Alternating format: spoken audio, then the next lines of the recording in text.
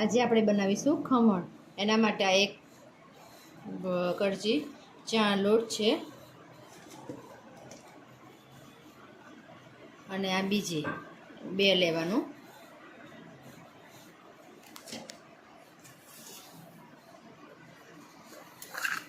આ ખાંડ છે 2 ચમચી.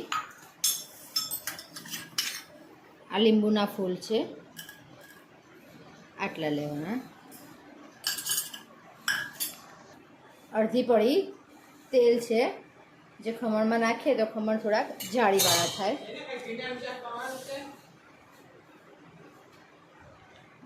મીઠું સ્વાદ પ્રમાણે.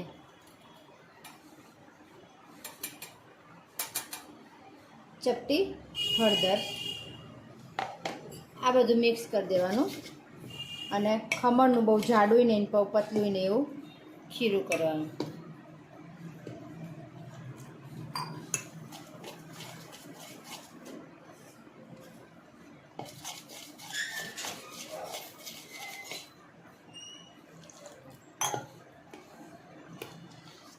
આ બધું 10 મિનિટ રહેવા દેવાનું, જેથી ખાંડ અને મીઠું ઓગળીને મિક્સ થઈ જાય.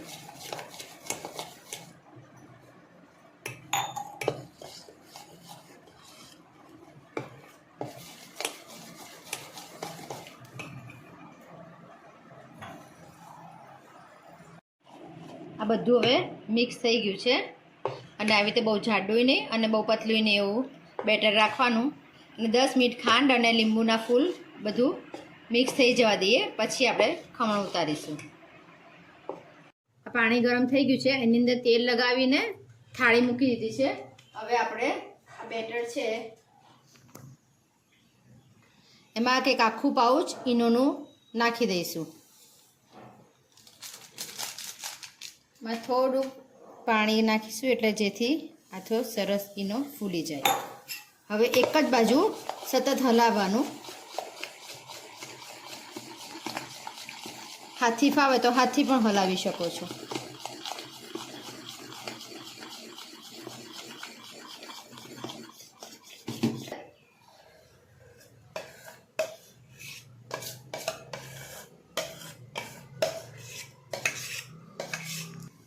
આ 20 મિનિટ રહેવા દેવાનું. 20 મિનિટ પછી ચમચી કે છરી નાખીને જોઈ લેવાનું કે ચોંટતું નથી ને, તો આપણા ખમણ રેડી. આપણે ખમણના વઘાર માટે પાણી તૈયાર કરી દઈએ. 1 પડી તેલ લીધું છે.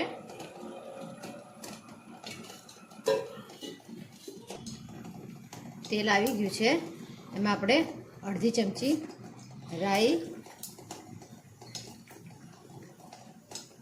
જીરું,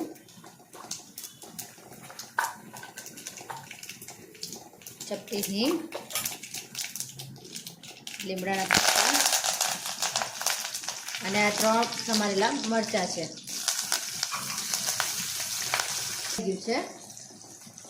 એમાં આપણે 1 ગ્લાસ પાણી નાખી દઈશું.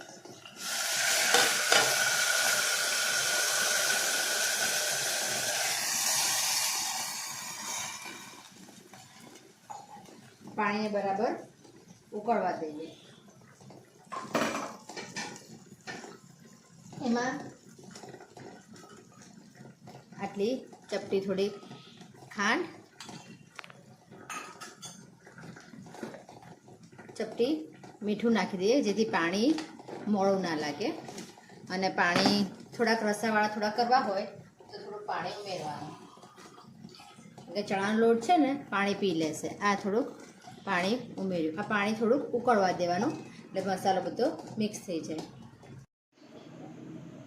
આપણા ખમણ તૈયાર થઈ ગયા છે, ચોંટતા નથી. અને અહીંયા જાળી પણ સરસ પડી ગઈ છે. હવે આને બહાર લઈ અને 5 મિનિટ ઠંડા થવા દેવાના. પછી આપણે જે આ વઘાર કર્યો છે એ પીસીસ કરી અને આ જે વઘાર કર્યો છે એ પીસીસ કરીને એની ઉપર રેડી દેવાનો. હવે આમાં પીસીસ પાડી દેવાના.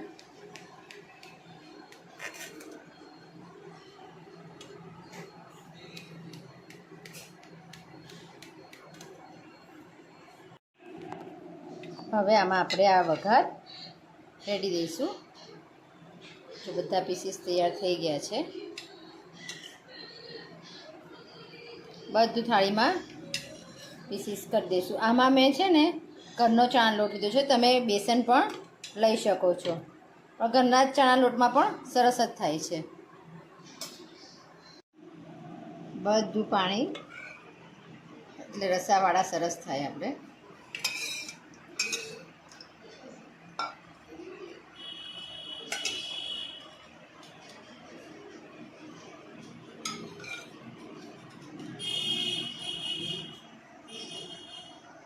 ને